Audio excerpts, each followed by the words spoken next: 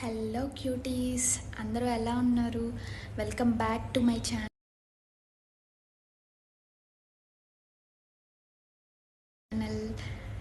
Actually ఇప్పుడిప్పుడే కదా నేను యూట్యూబ్ స్టార్ట్ చేశాను. వీడియోస్ పెట్టడం కంటిన్యూ చేస్తూ ఉన్నాను డే బై డే. బట్ నాకైతే యూట్యూబ్ నుంచి ఒక పెద్ద షాక్ అయితే వచ్చింది. ఏంటంటే అది కాపీరైట్ ఇష్యూ వచ్చింది. యాక్చువల్లీ అసలు మ్యాటర్ ఏంటంటే లాస్ట్ సండే నేను బ్లాగ్ అప్లోడ్ చేశాను కదా. యాక్చువల్లీ అది 9 minutes వీడియో ఉంది. దాన్ని ఎడిట్ చేసి ఫస్ట్ టైం కదా లాంగ్ వీడియో ఎడిట్ చేసి పెట్టాను. బట్ దానికి నేను థంబ్నెయిల్ అయితే సరిగ్గా సెట్ చేయలేదు. సో థంబ్నెయిల్ పెట్టలేదు కదా, షార్ట్ వీడియోలో కొంచెం చెప్తే చూడని వాళ్ళు ఎవరైనా ఉంటారు, చూస్తారు అని పెట్టాను. అదైతే ఇంకా ఘోరం అసలు.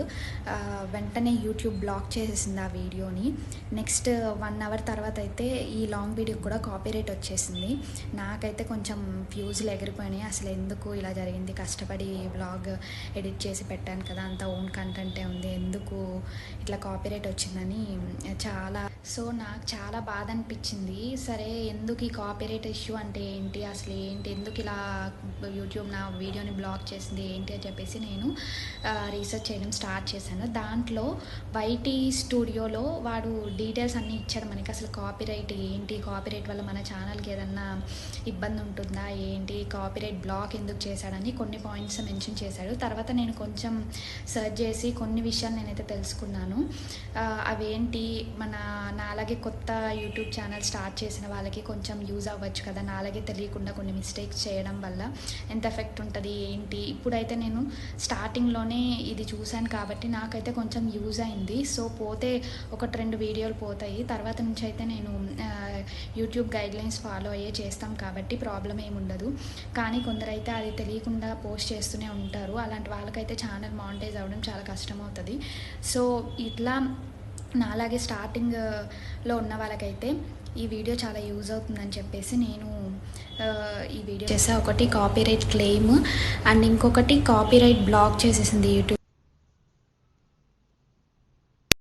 అండ్ రిఫరెన్స్ కోసము నాకు ఎలా చూపించింది వీడియోస్లో అని చెప్పేసి కాపీరైట్ గురించి యాడ్ చేశాను. ఇవి డీటెయిల్డ్గా అయితే చూడండి, మీకు అర్థమవుతుంది.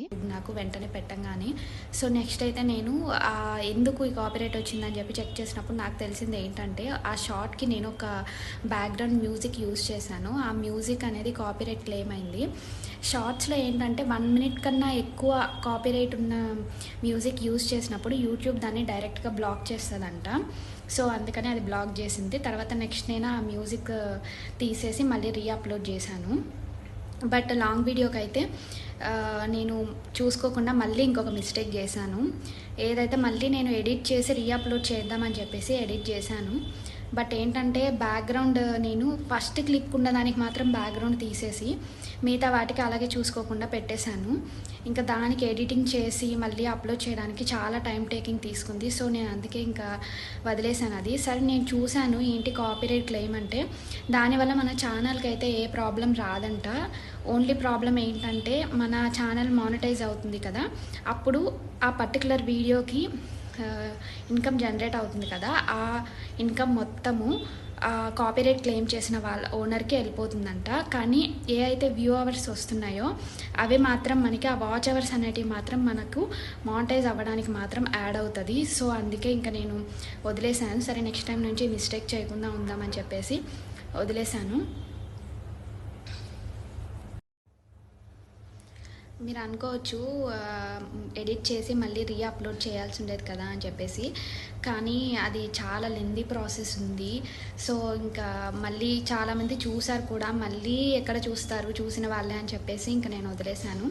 నెక్స్ట్ ఇంకొకటి ఏంటంటే, నేను చూసిన దాంట్లో నాకు కొన్ని షార్ట్స్ పాలసీ అంటే రిస్ట్రిక్షన్ అనేది ఉంటుంది.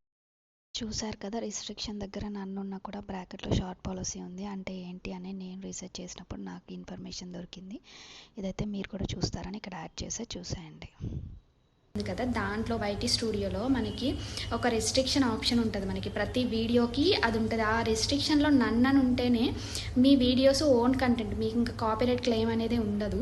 అక్కడ నన్ను కాకుండా ఇంకా ఏమున్నా మనం కొంచెం చూసుకోవాలి జాగ్రత్తగా. అక్కడ మనకి కొన్నిటికైతే నాకు షార్ట్స్ పాలసీ అని చెప్పేసి వచ్చింది.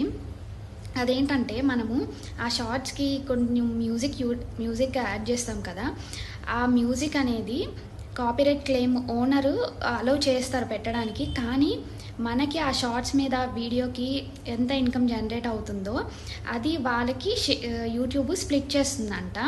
అది కాపీరైట్ ఓనర్ ఒక్కరే అయితే మనకి వాళ్ళకి మాత్రం స్ప్లిట్ అవుతుంది. అదే థర్డ్ పార్టీది అయితే మనకి 2 పార్ట్స్ స్ప్లిట్ అవుతుందంట. 2 పార్ట్స్ వాళ్ళకి వెళ్ళి ఓన్లీ 1 పార్ట్ ఇన్కమ్ మాత్రం మనకు వస్తుందంట. సో బెటర్ ఏంటంటే చాలా వరకు అసలు మ్యూజిక్ అవాయిడ్ చేయడం బెటర్. మనం వాయిస్ ఓవర్ ఇస్తే బెస్ట్ అని నా ఒపీనియన్. ఎందుకంటే ఏ మ్యూజిక్ ఎప్పుడు కాపీరైట్ వేస్తాడో ఎవరికి తెలియదు. అక్కడ చూస్తే ఆన్లైన్లో కాపీరైట్ లేదంటాడు, బట్ మనం యూజ్ చేసేటప్పుడు కాపీరైట్ క్లెయిమ్ వేస్తున్నాడు. సో ఇలాగా కొందరైతే ఇప్పుడు యూట్యూబ్లో ఓన్లీ మోటివేషన్ కోట్స్ పెట్టేసి దానికి మ్యూజిక్ యాడ్ చేస్తారు. అలాంటి వాళ్ళ ఛానల్స్ అయితే ఇప్పుడు కొత్తగా వచ్చిన 25 గైడ్లైన్స్ ప్రకారం అయితే అసలు మానిటైజ్ అవ్వదంట.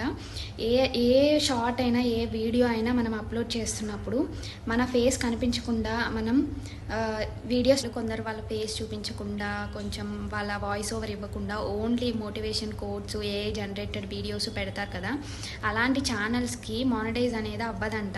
ఎందుకంటే ఏ వీడియో చేసినా ఏ షార్ట్ పెట్టినా మన హ్యూమన్ టచ్ అనేది ఉండాలి, అట్లీస్ట్ మన వాయిస్ ఓవర్ అయినా ఉండాలంట. అలా లేకునుంటే యూట్యూబ్ గైడ్లైన్స్ ప్రకారం అయితే ఏ generated channels only music ad చేసి ఓన్లీ వీడియో రన్ చేస్తూ ఉంటారు కదా, అలాంటి వాటన్నిటికీ మానిటైజ్ అయితే ఇప్పుడు జరగదంట. చాలా స్ట్రిక్ట్ రూల్స్ అయితే వచ్చాయి. బెటర్ ఏంటంటే మనం ఏ వీడియో చేసినా దానికి వాయిస్ ఓవర్ ఇవ్వడం బెటర్. మ్యూజిక్ కాపీరైట్ ఏదో వస్తుందో ఏదో మనకు తెలియదు, అవన్నీ సెర్చ్ చేసుకొని కాపీరైట్ ఉందా లేదా చూసుకొని అవన్నీ పెట్టాలి. సో ఏంటంటే బెటర్ మన వాయిస్ ఓవర్ ఇస్తే మనకి ఏ ప్రాబ్లం అనేది ఉండదు. ఫ్యూచర్లో కూడా కాపీరైట్ వస్తుందా లేదో కూడా మనకు తెలియదు అలాంటి మ్యూజిక్స్ యూజ్ చేసినప్పుడు. సో నేను తెలుసుకున్న విషయాల్లో ఇవన్నమాట. మీకు ఇవి యూజ్ అవుతుందని నేను అనుకుంటున్నాను. మీకు కానీ ఇవి నేను చెప్పిన వాటిలో ఇప్పటివరకు తెలియదు, ఈ వీడియో చూసిన తర్వాతే యూజ్ అయింది అనిపిస్తే ప్లీజ్ సబ్స్క్రైబ్ చేయండి, లైక్ చేసి ఇంకెవరైనా మీకు ఇలా కొత్తగా ఛానల్ స్టార్ట్ చేసిన వాళ్ళకి ఉంటే షేర్ చేయండి. అంతే ఈ వీడియో. Bye bye.